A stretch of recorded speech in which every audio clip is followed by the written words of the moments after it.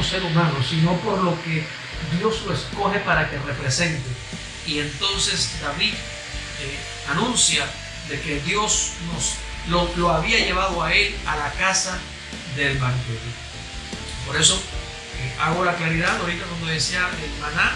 Ok, listo, el maná escondido, pero ahora pasamos en esa gloriosa revelación progresiva de la palabra a recibir no maná que cae del cielo, sino una mesa completamente servida y aderezada aún delante de nuestros adversarios para la gloria del Señor. Allí nos ha puesto el Señor a ti. Y por eso todo esto hace parte de la introducción del tema, porque como les decía la semana anterior, estuvimos conversando y estuvimos hablando acerca de la intercesión y de esta proclamación. ¿Cuál es la proclamación? Que hay un único Dios.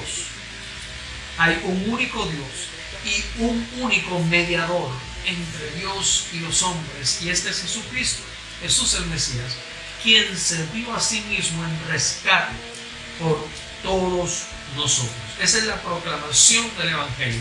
Y en esta proclamación está encerrado el mensaje de esta tarde, lo que Dios nos quiere traer. Y por eso la oración, y por eso las alabanzas y los cánticos y los himnos de hoy es una muestra incuestionable de que Dios está pastoreando a su iglesia esta tarde, de que Dios tiene en su propósito hacer algo especial en nuestros corazones, en nuestras casas y en nuestras familias. Así que, dicho esto, hoy vamos a estar hablando acerca de Jesús como el mediador de un nuevo pacto. Jesús como el mediador de un nuevo pacto.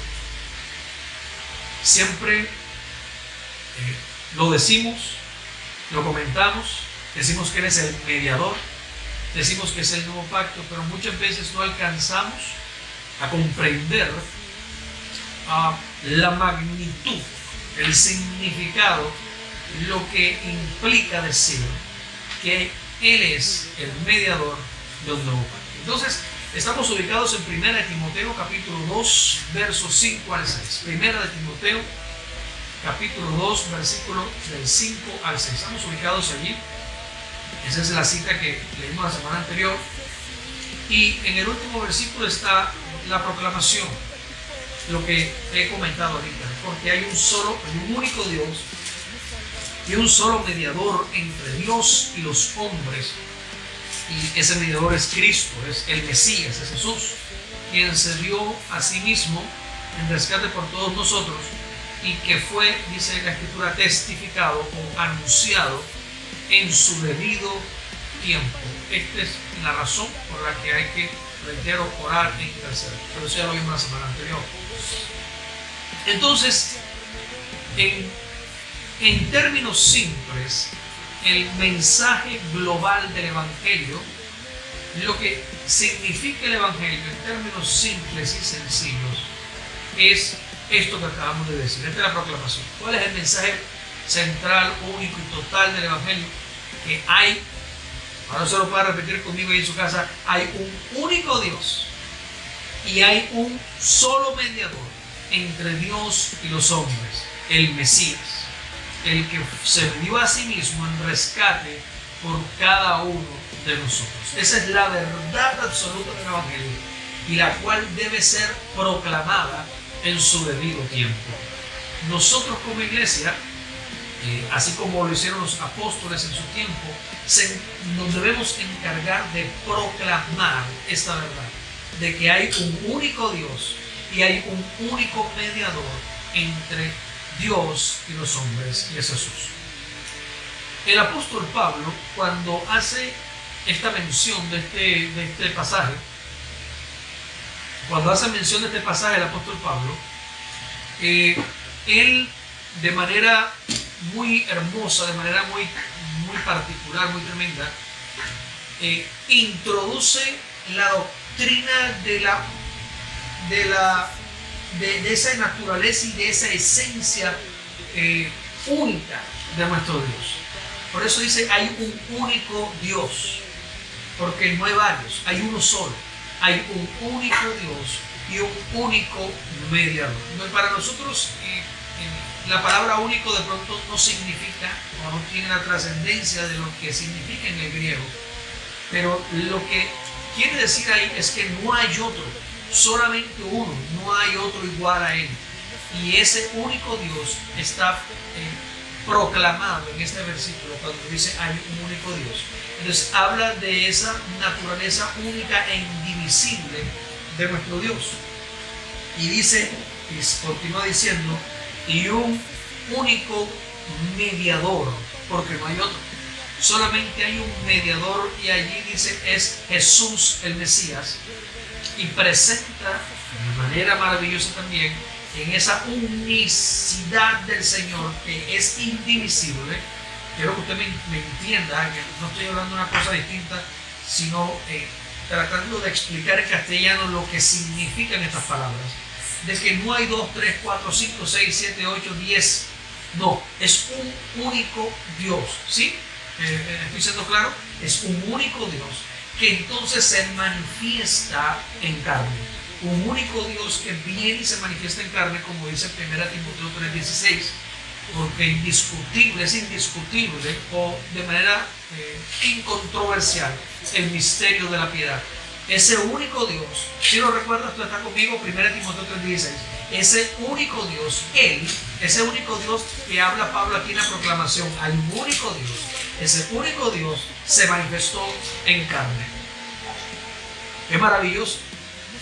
Aquí el apóstol Pablo nos está mostrando al único Dios eterno de Israel, que se manifiesta a sí mismo como el único, aleluya, mediador entre Dios y los hombres. Y todo está aquí en la proclama en Timoteo. Entonces, habla esa misma proclamación cuando dice que se ofreció a sí mismo en rescate. Presenta el sacrificio vicario, expiatorio de Jesús en la cruz, al recibir el juicio por nosotros, al entregar su cuerpo y su sangre en rescate para que cada uno de nosotros pudiéramos ser salvos.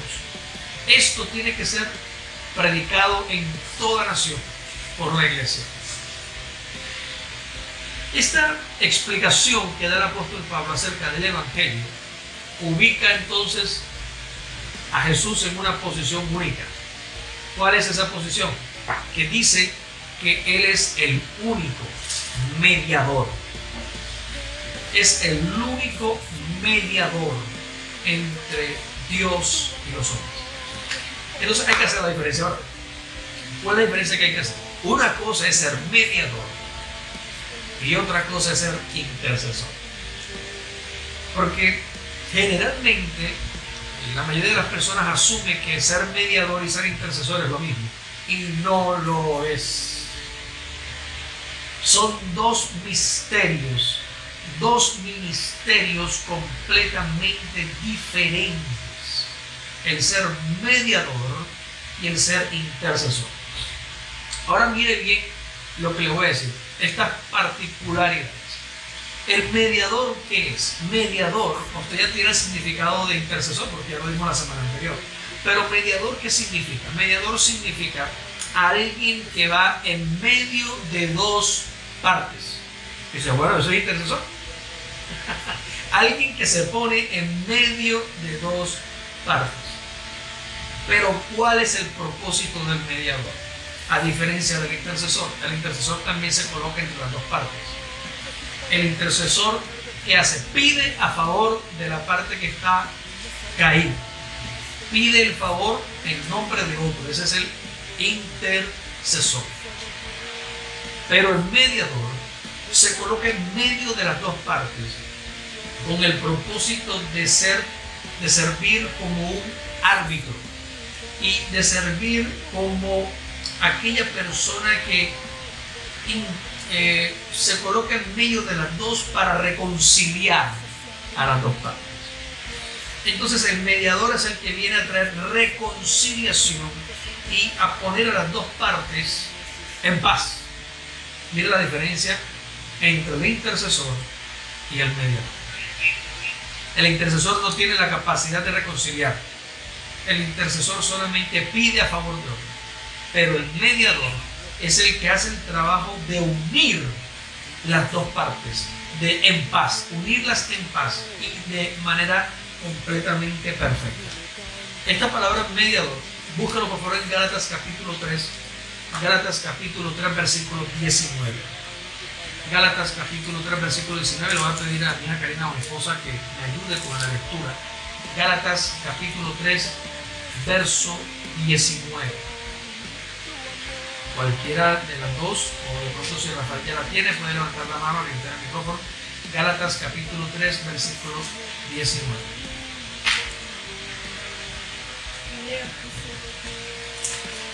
¿Sí? Adelante, amor.